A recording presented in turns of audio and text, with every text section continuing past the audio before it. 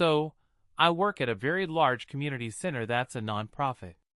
We have a bunch of things: a daycare, an open college, physical therapy for seniors and people with disabilities.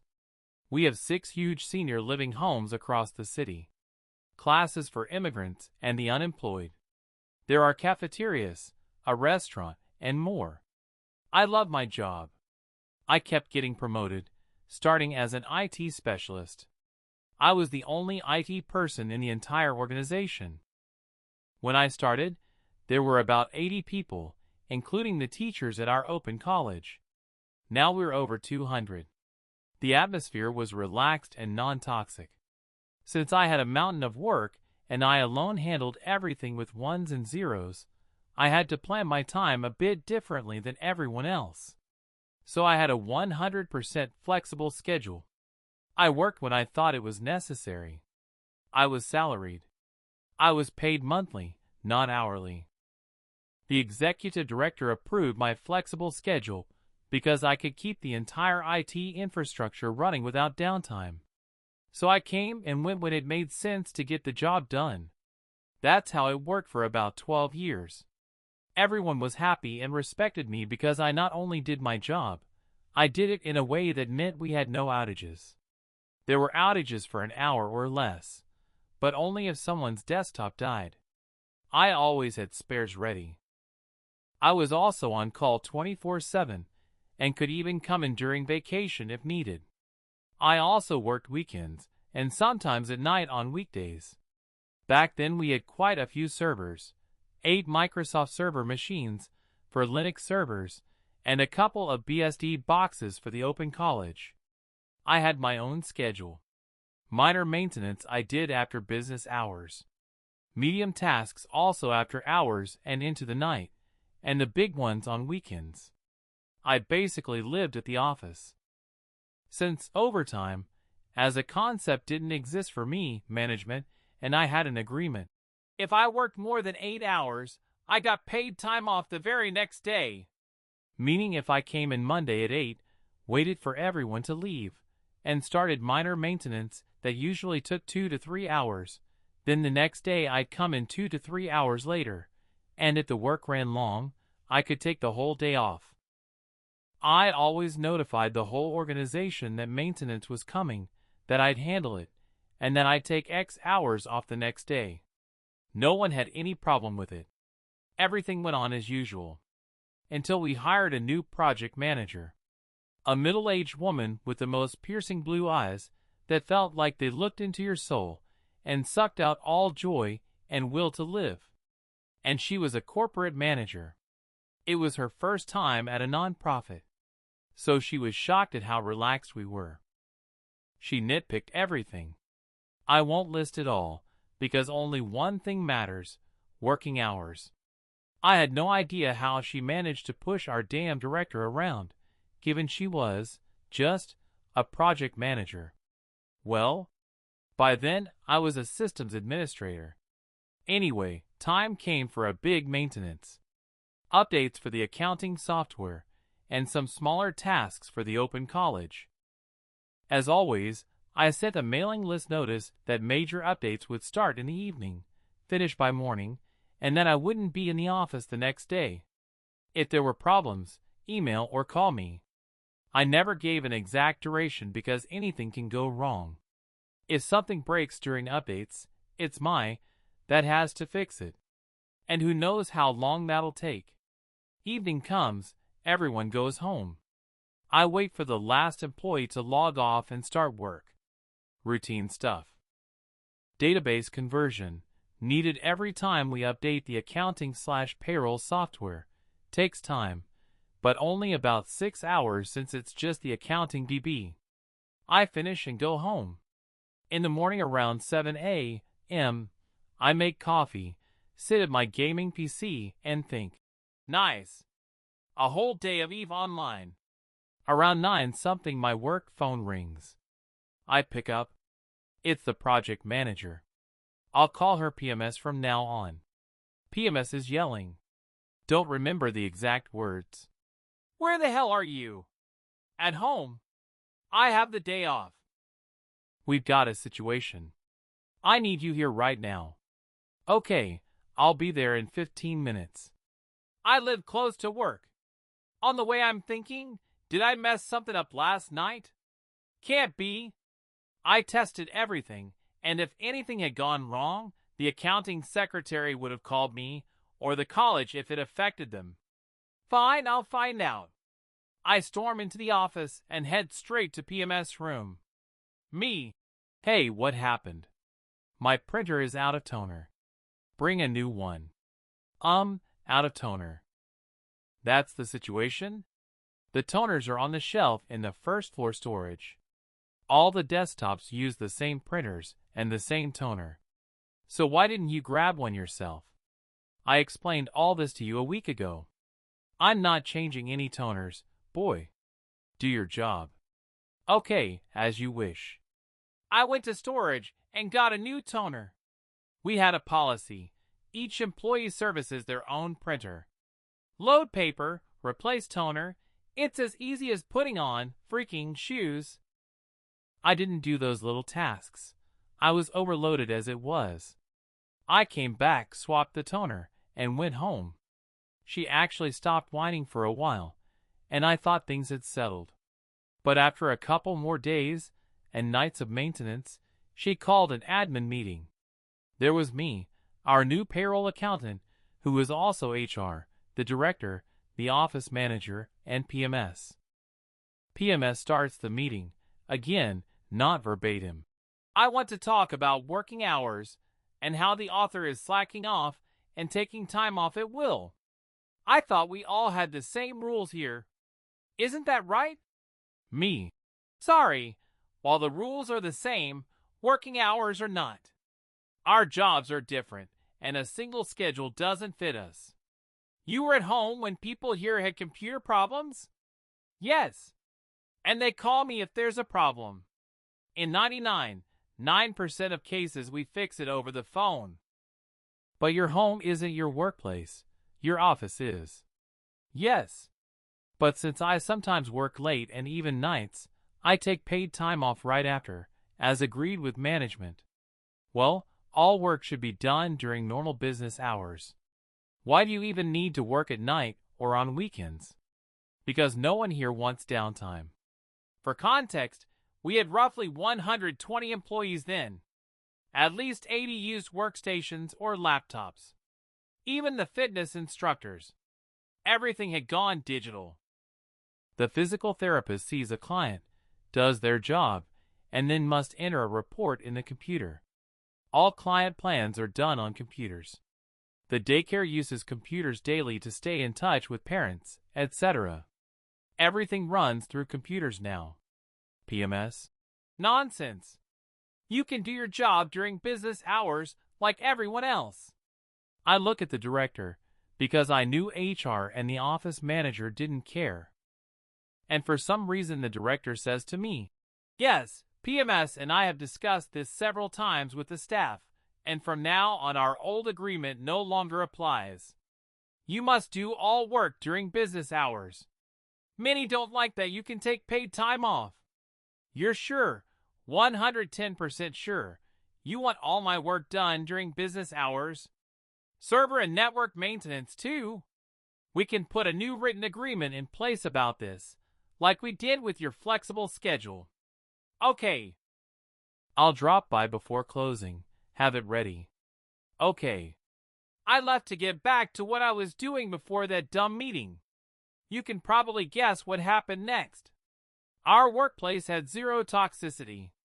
Everyone was happy. Then bam! One corporate goblin shows up and creates tension. Fine, time to teach a lesson. I come to the director in the evening, and we sign the agreement on my new working hours. I check the document and tell the director he forgot something. There's no mention of how much advance notice I have to give about upcoming maintenance. Only that I must do all work during business hours, 8:15 to 15:30. Also, since I'm salaried, overtime isn't allowed unless there's a separate agreement.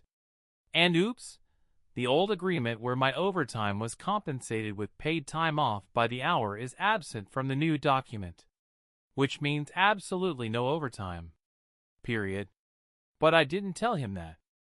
He just shrugged and said, "Send an email in the morning if you're going to do maintenance that day."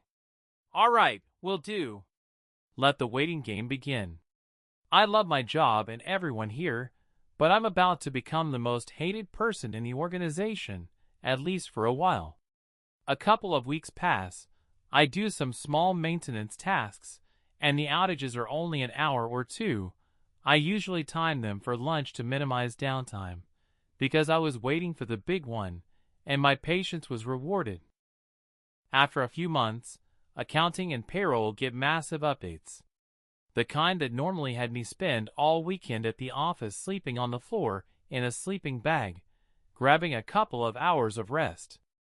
I still thought about warning the director that a big update was coming. Nah.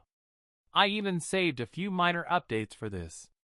I have never felt this petty in my life. Day X arrives. I get to the office at exactly 8:15 and send a message to the entire organization. Good morning. Today is a maintenance day. Expect downtime. This affects the entire organization because I need to update all servers and several routers. There will also be a huge financial software update. It's critical and must be completed. I will start at 11 o'clock. Thanks for your understanding. Regards, author. Remember, I never told anyone how long maintenance would take. I do other tasks. Ding ding, 11 o'clock. Time to start. Step 1. I kick every employee off the network. Easy. I have the authority. Step 2. I start OS updates on every server and go get coffee. Now everyone is disconnected and can't access anything. File server offline, print server offline, database server offline. They can't even use the copier because it requires an Active Directory badge login.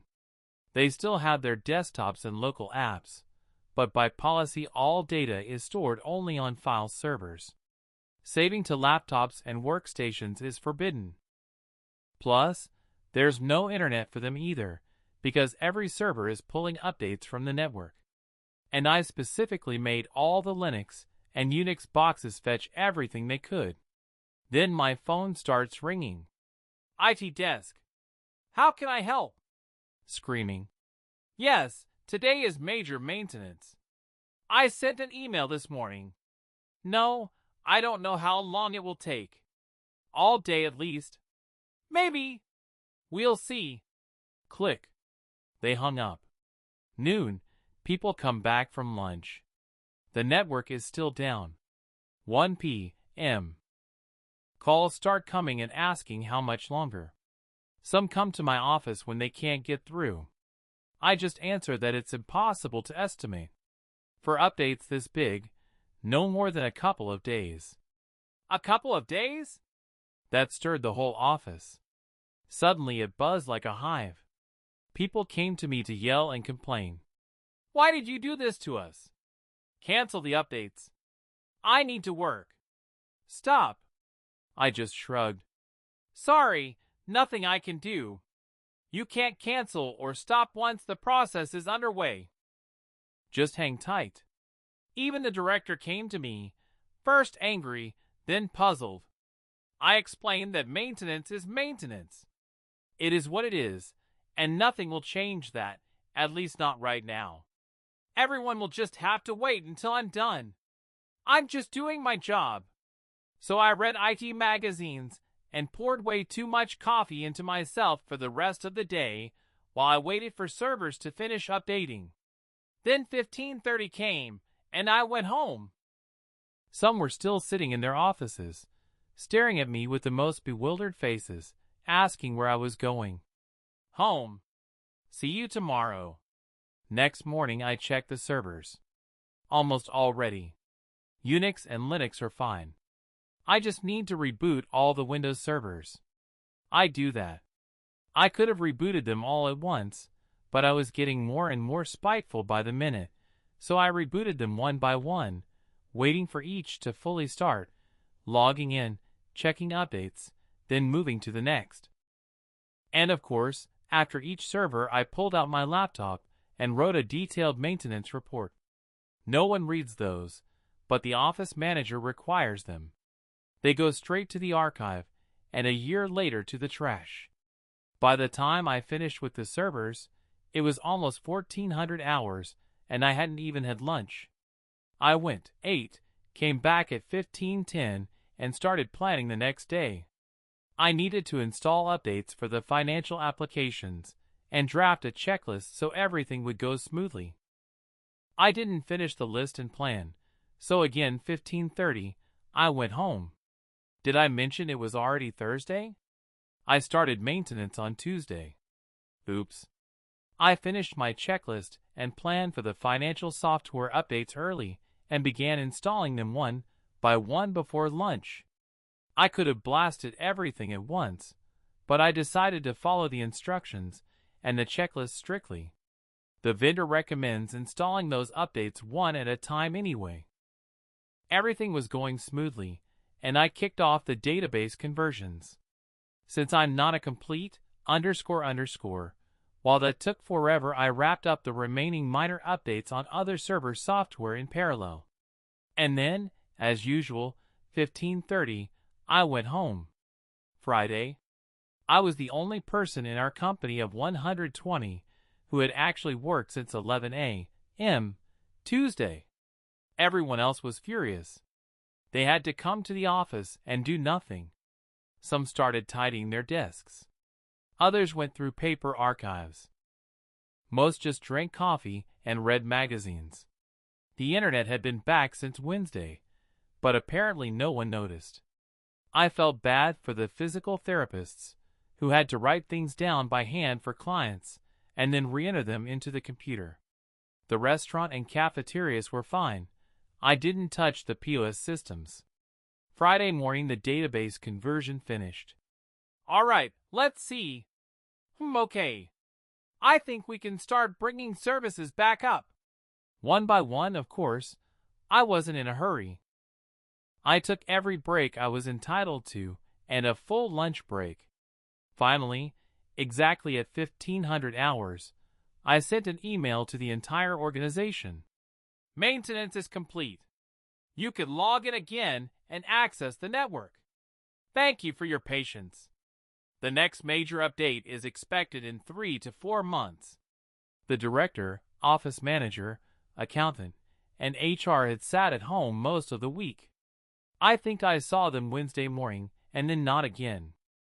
The project manager was mad on Wednesday too, but left me alone when I explained that if I had to run to meetings with every department about the updates, the downtime would only drag on because I wouldn't be actively working to end it.